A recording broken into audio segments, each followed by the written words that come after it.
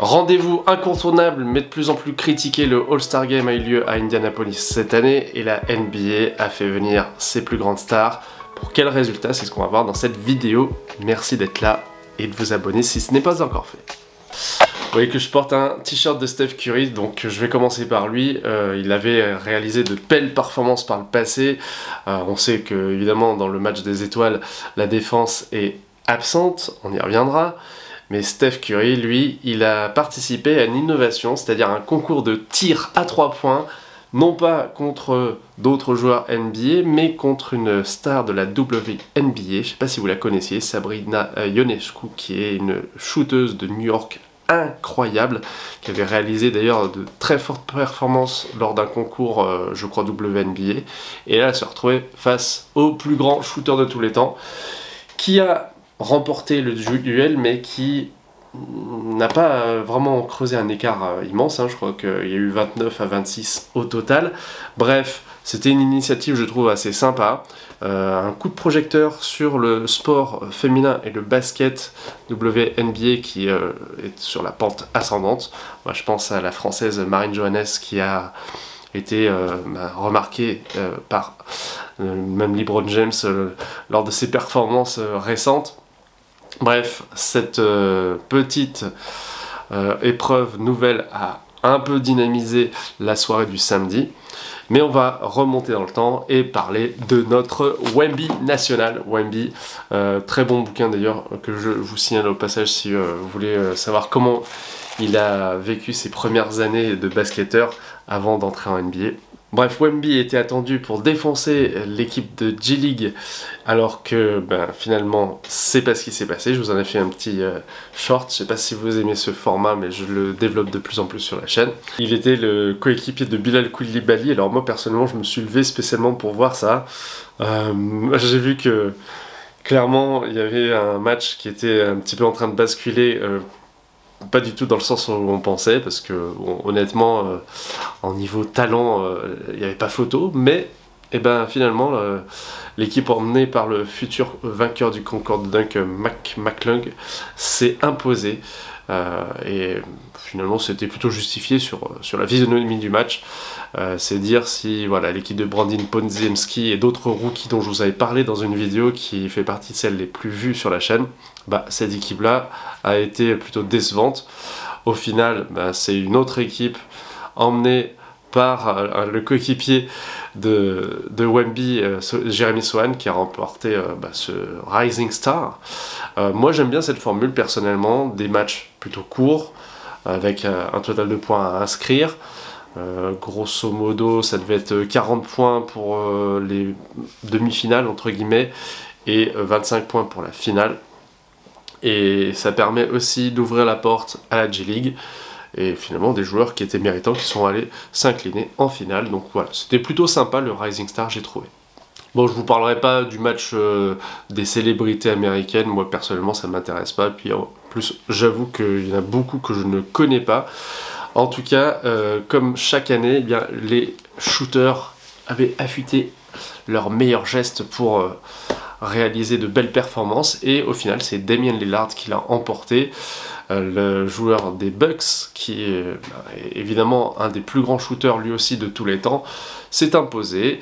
Il a réussi à battre des joueurs comme Steph Curry, Jalen Brunson, puis voilà, il a fait un doublé, je crois. C'est la première fois depuis un petit moment que ce doublé n'avait pas été fait. Il y a quelques joueurs qui l'ont réalisé. De mémoire, il y a Jeff Hornacek de Utah.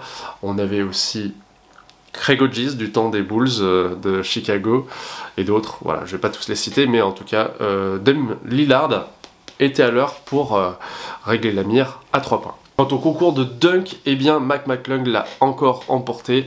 Il avait réalisé des dunks absolument incroyables.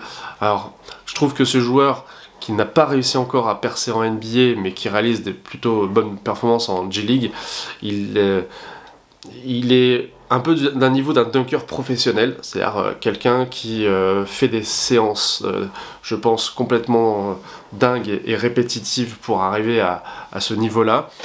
Il était connu dès son plus jeune âge d'ailleurs pour ses performances stratosphériques, Et là, bah, il apporte tout ce qu'il faut, la technicité, l'audace. Et il réalise quand même son dernier dunk au-dessus de Shaquille O'Neal, tandis qu'un joueur comme Jaylen Brown bah, sautait au-dessus d'un homme assez petit sur une chaise. Donc là, on sentait bien qu'il y avait une dimension d'écart. Moi, j'ai pas regardé tout le concours, même en replay, honnêtement. J'ai regardé les dunks principaux. Il y avait Jaime Jaquez Jr., le rookie de Miami Heat. Le frère d'Obi Toppin, qui est Jacob Toppin, qui n'est pas un joueur vraiment NBA pour moi, puisqu'il a très peu joué hein, dans l'équipe quand même qui comptait Evan Fournier. Je pense qu'il lui tenait bien compagnie sur le banc. Bref, c'est un peu, comment dire, triste, j'ai envie de dire, pour cette épreuve mythique, quand on pense aux Dominique Wilkins, Michael Jordan, plus récemment Zach LaVine et Aaron Gordon qui se tiraient vraiment la bourre.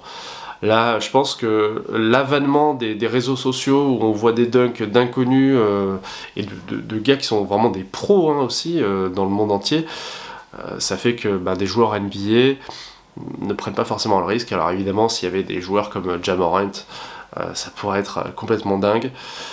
Mais techniquement, voilà, c'est un concours qui reste un peu décevant.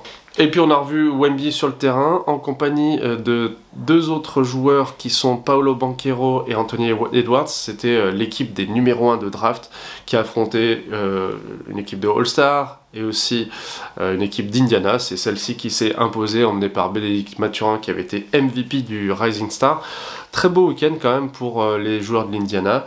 En tout cas, voilà, Wemby s'est prêté au jeu. Il a dit qu'il avait quand même été fatigué et qu'il avait hâte que ça s'arrête un petit peu. Il va avoir quelques jours de repos, un peu moins que Rudy Gobert qui lui n'a pas assisté à l'événement, qui a posté sur les réseaux sociaux une photo de la mer. Mais je pense que ça lui fera du bien, il va revenir à mon avis en forme et il aura envie à mon avis de se venger un petit peu de cette non-sélection.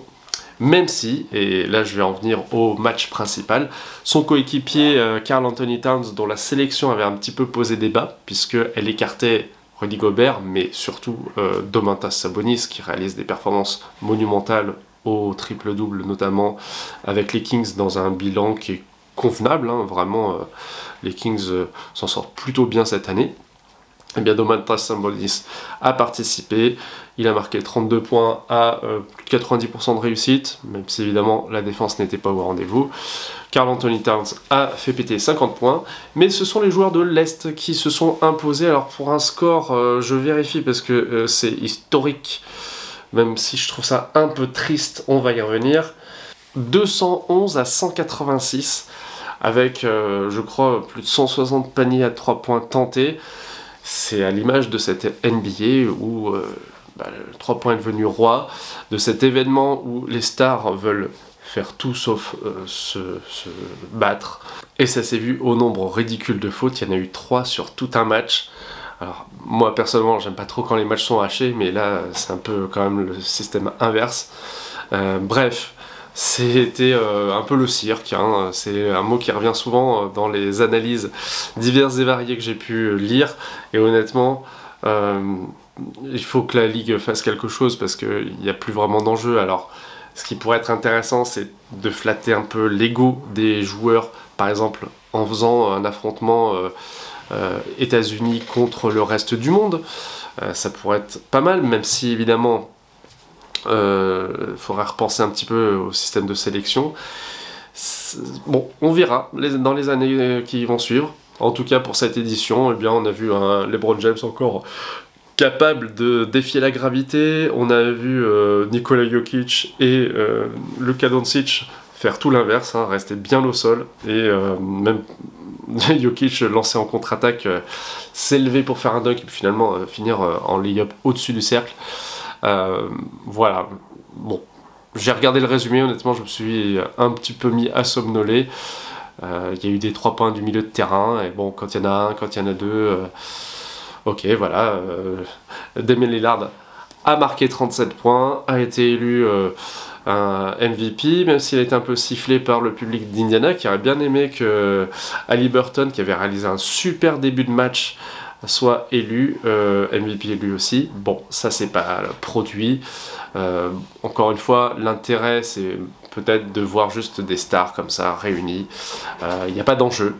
Mais en tout cas, moi j'ai l'impression que ce match-là, il illustre aussi les limites du show, hein, c'est-à-dire qu'on a connu des All-Star Games qui étaient beaucoup plus disputés, avec une vraie rivalité, pas de cadeaux, des gros dunks, je pense là David Robinson qui se fait écraser par Shaquille O'Neal en pleine contre-attaque.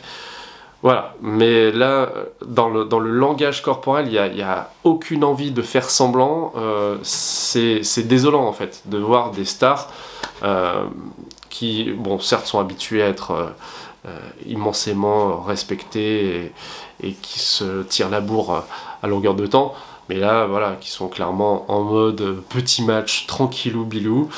En tout cas, voilà, je sais pas ce que vous en avez pensé, mais moi, je n'ai pas regretté de ne pas m'être levé. J'ai regardé un peu le résumé, les actions principales et l'effet de jeu que j'ai essayé de vous résumer. Dites-moi ce que vous avez pensé de ce All-Star Game et on se retrouve bientôt sur le Seigneur des Arceaux pour vraiment de nouveaux contenus autour de la NBA. Salut!